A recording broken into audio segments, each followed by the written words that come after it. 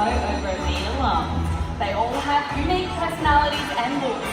Their feather lines on their faces are just like our fingerprints, unmatchable to any other. Now, unfortunately, due to their beauty, people steal them from their forest homes and sell them as pets. But you can always keep these birds fly free by always saying no to illegal wildlife trade. And trust me, folks, you don't want to commit to a pet bird that can live to be up to 100 years old and stay as hyperactive as a 5-year-old child.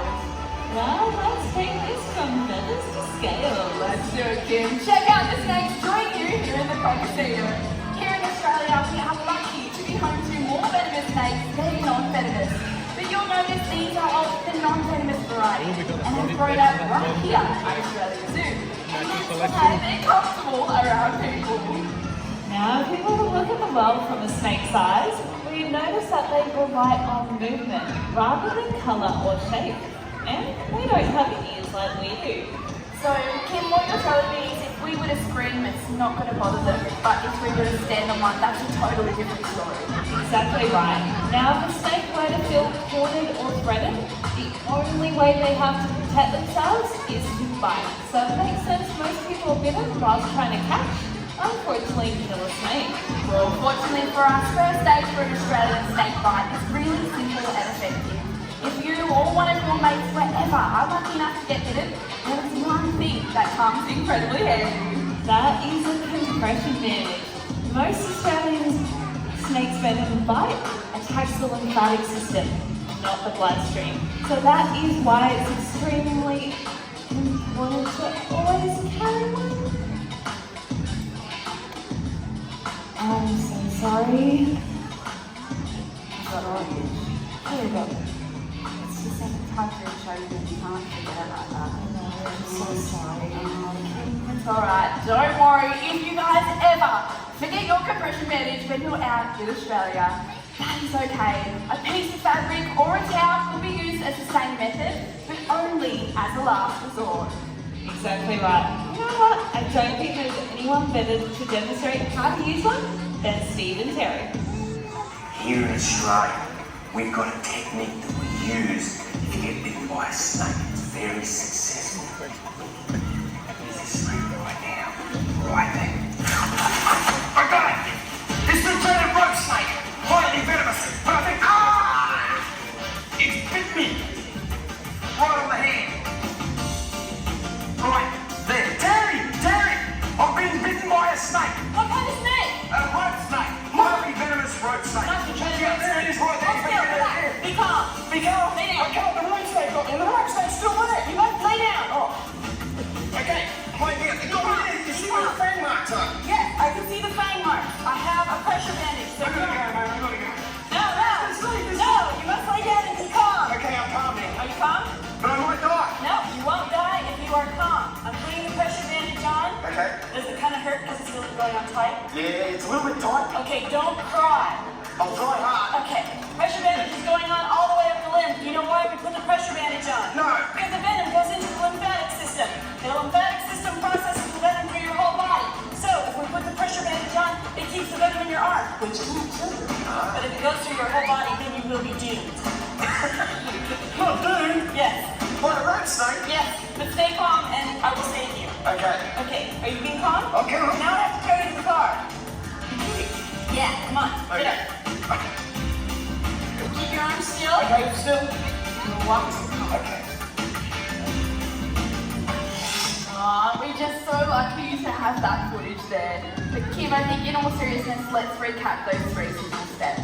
Alrighty, step number 1 is keep calm and still.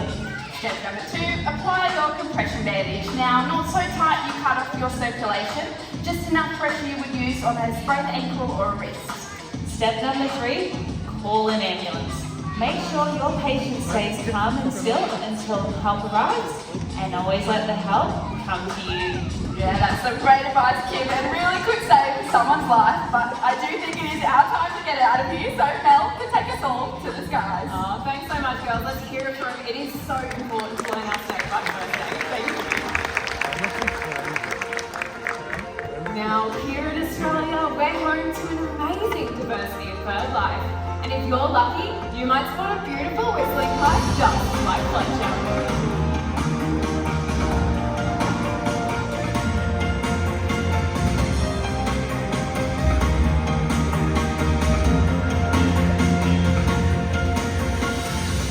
Fletcher is a raptor, characterised by keen vision, sharp, powerful talons, and a hooked and curved beak.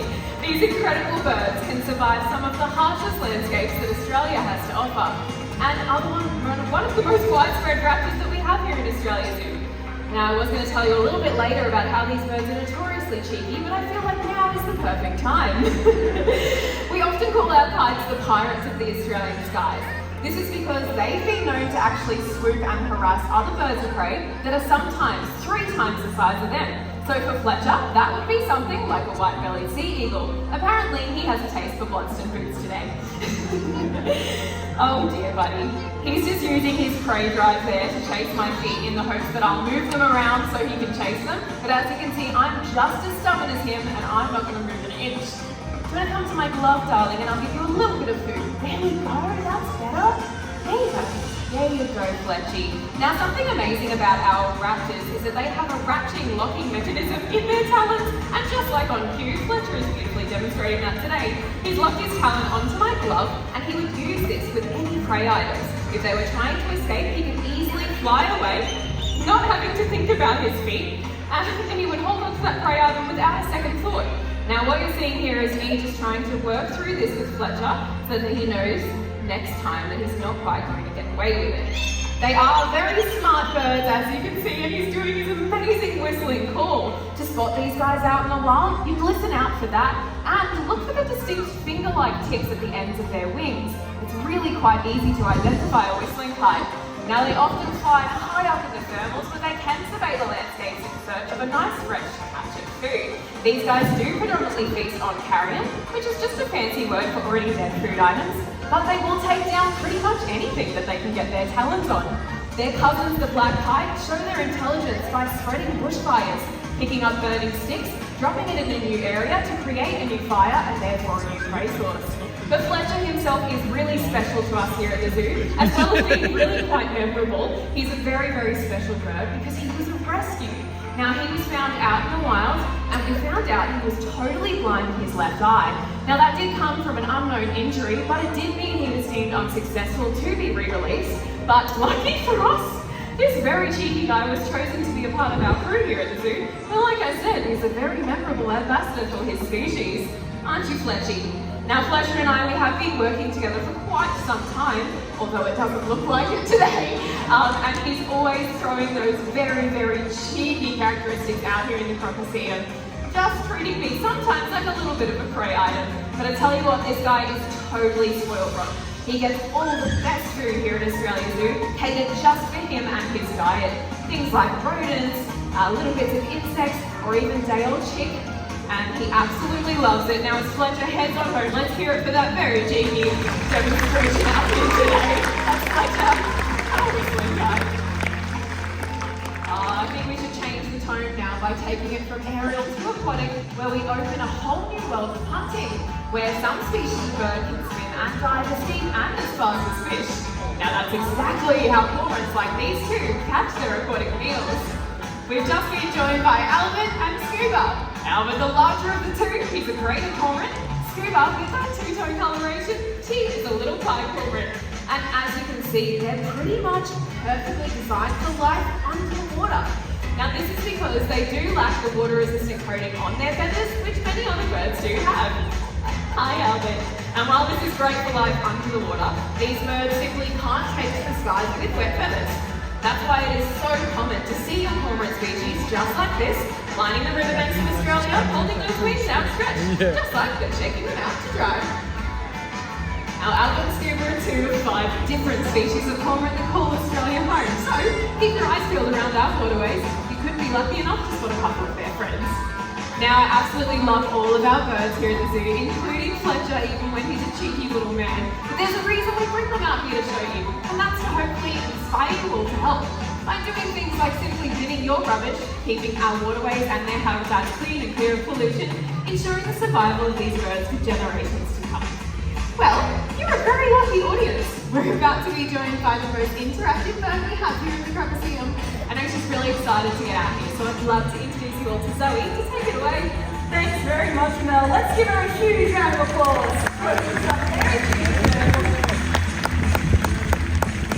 Alright, g'day guys. This here is my mate Luca, and he is one of our very clever yellow-tailed black cockatoos. Now, not only does Luca here know how to fly around the Crocodile, just like the birds we've seen, but he's learning how to fly from person to person. So this is where we're going to need a little bit of help. We're looking for an adult volunteer from our audience.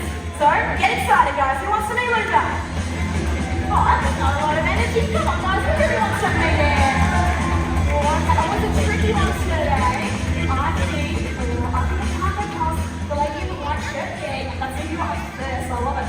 Stay exactly where you are. All I need you to do is reach into your wallet and pull me out $5. Oh, you got one all ready to go. Nice work. Well, now this note is really important for Luca because he doesn't actually know this person. So what we're doing is we're training him to recognise and hopefully fly to a pretty common and everyday object. So can you fold it in half and in half again so it's like a little rectangle? That's it. Place it nice and loosely between 2 fingers and hold your arms straight out to the side. That's the way.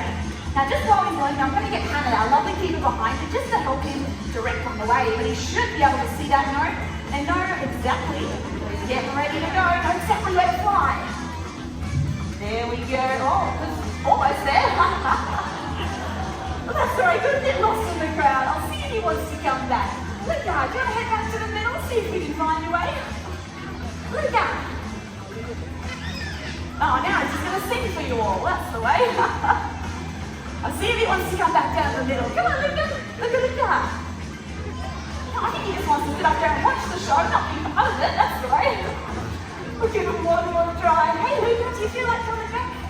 Or are you going to show up to the school kids up there? You go. Oh, singing again. I love it.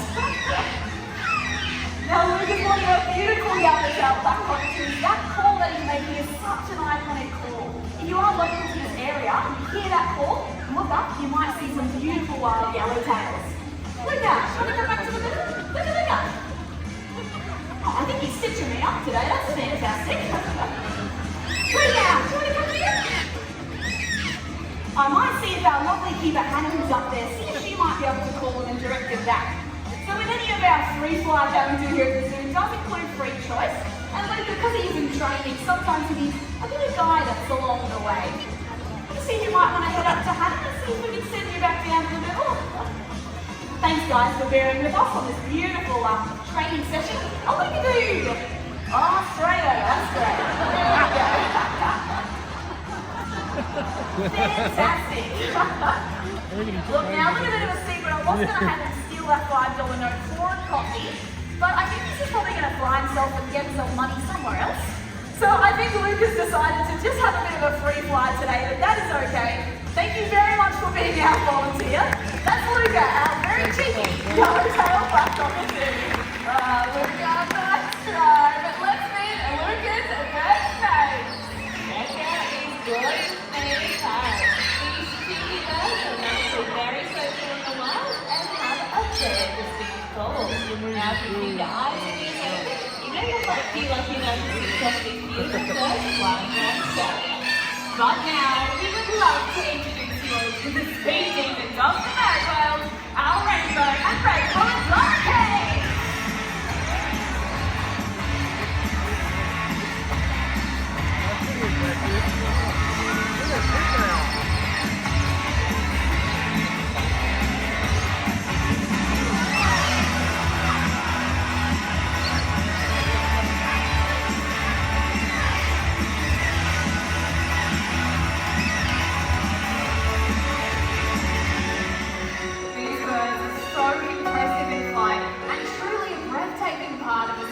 Diverse landscapes. Our red-tailed, yellow-tailed and galahs are a part of one of the most recognisable and iconic species of bird found here in Australia, the cockatoo. But all of our birds, they do rely heavily on the bush for their food and their shelter. So please remember, no bush means no birds.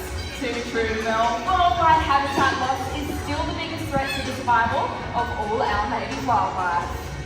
So let's make a difference today. whoever you are, wherever you live. Grow a native plant in your backyard and sooner or later you'll have gorgeous native wildlife living at your home. Well, please put your hands together for Mel, Zoe, and Luca, and our amazing Australian Food Food Blackbird. Well, Kim, I think that leaves us one thing left to do. Let's do it. Who wants to see the crocs?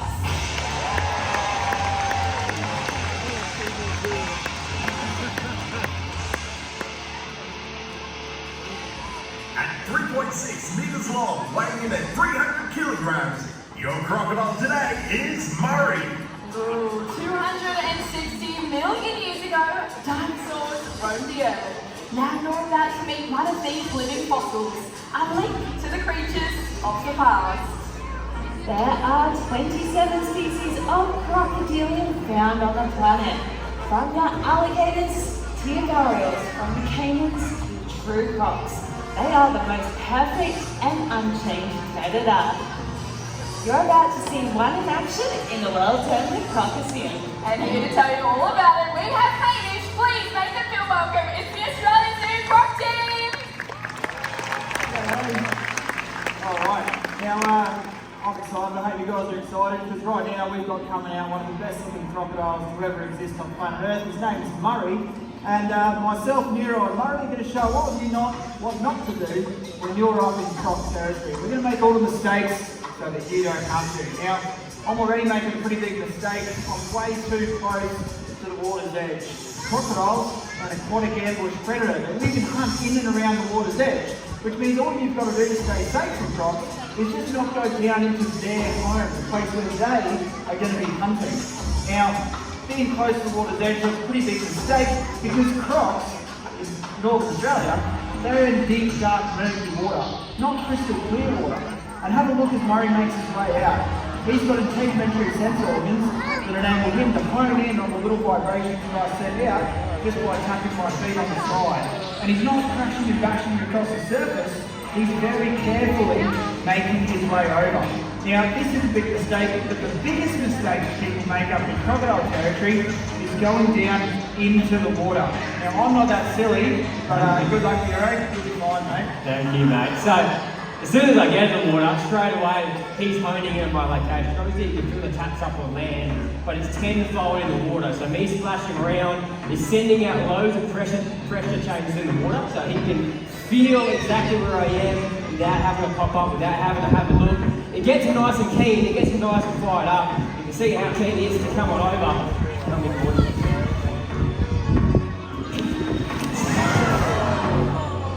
I'm going to try to unleash them.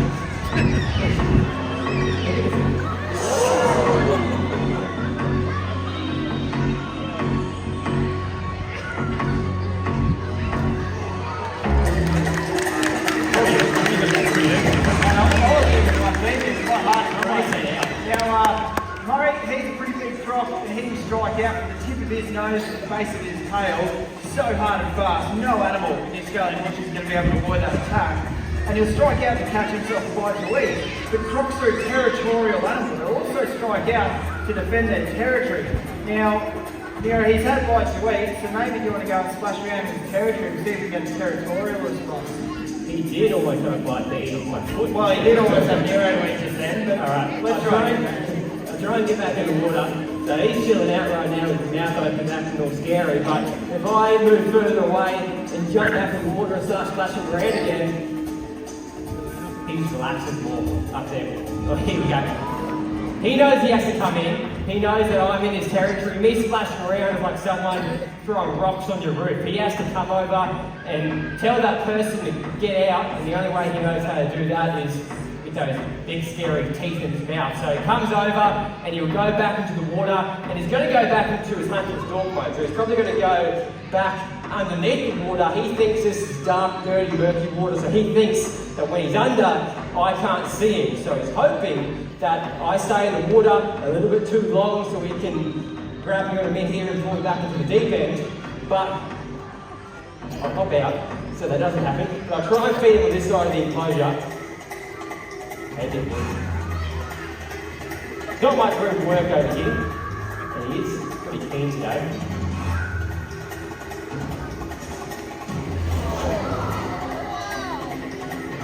on, big boy. Look at the food, up here. Not my head. That was almost gentle, that one.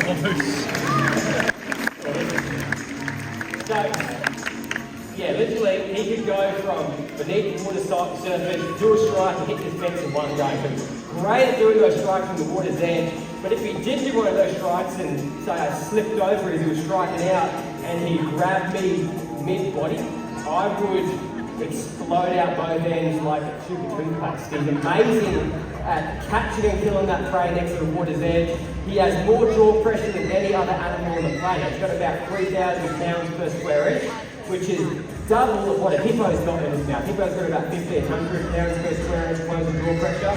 So he can have possibly up to 5,000 pounds in that jaw. So it means that he can crush any bone that goes into his mouth, he crushes it down straight away. He eats a lot of feral pigs. Feral pigs have really close knit bone in their necks. He can bite down at his head and crush it down to a couple of inches thick straight away. He's getting kicked in the head by the hooves of those pigs, or even like a big water buffalo. He's getting kicked in the head by that big cow, and he can pull it back into the water, sink to the bottom, and it's all over. So he's amazing at hunting next to the water's edge, doing those strikes out. There's another form of strike he's good at that he's keen to show us up here. We call this our tail walk ramp, and this is the tail walk method. So what he's going to do, he locks onto the food overhanging the water. He's going to plant his feet on the base of this pond and angle his head upwards. And as soon as he knows the animal's in a really nice position,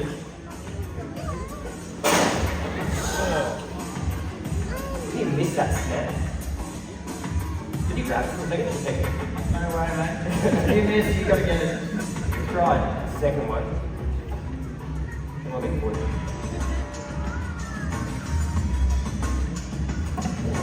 There he goes. You guys hear that popping sound? That's that jaw pressure. So he's got no lips, so it's bone on bone. So when it comes together properly, it sounds like a gun going off next to your head. So he can do that method from as soon as he hatches out until he's fully grown, getting over half his body length up and out of the water. So it's something you have to keep in mind when you're up in North Australia, to not overhang the water and to be wearing off those tail rocks. But we've got one more piece of food for him. So we're going to bring him over here and we're going to test him out and see how fast he can go. Put on a bit of a sprint to start with. We can see if we can get that going again. We can show you that people say Crocs can run as fast as a horse. They say that you can chase you down, they can death ride you out of your Land Cruiser. We'll see how fast we can get his top speed clocking up here on land. Setting up, get ready to go. When he does his strike,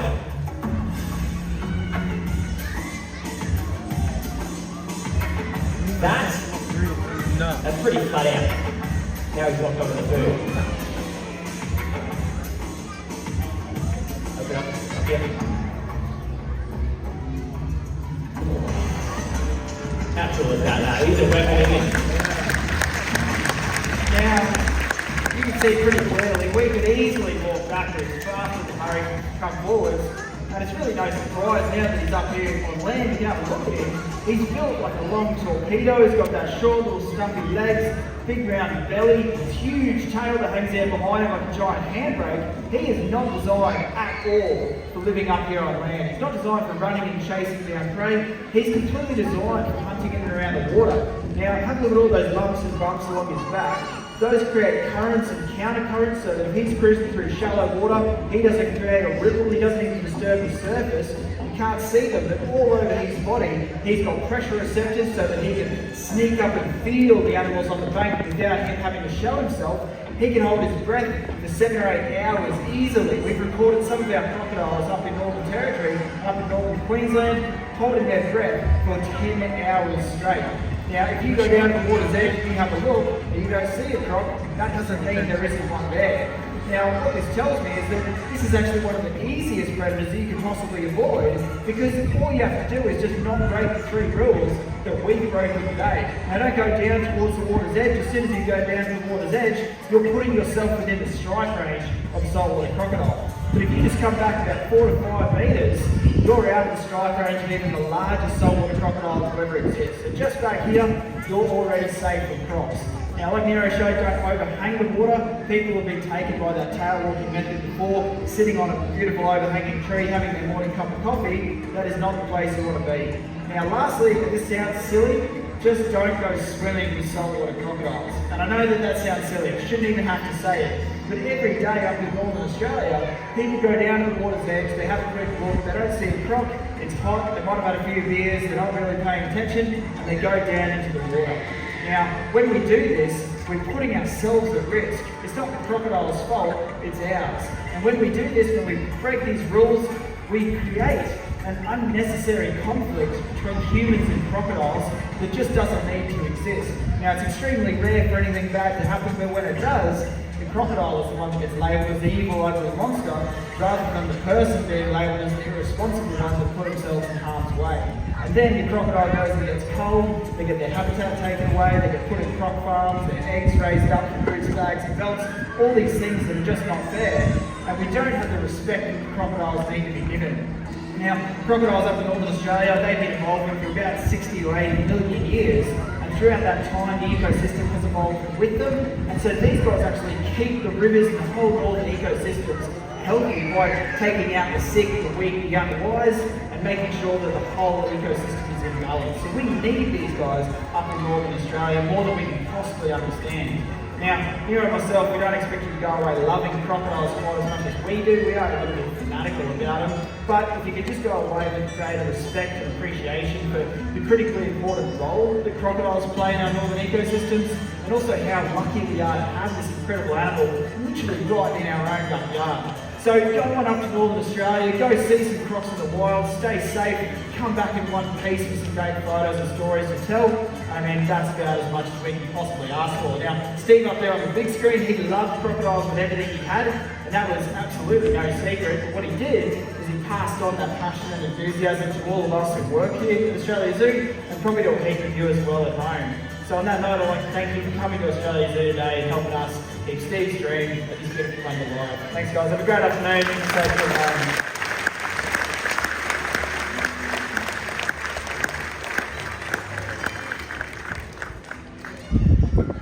My dad taught me from a very early age, be at one with the snake, feel its up, and I am. I've got to get the camera, I've got to be right in there. I have to give right fair smack into the action.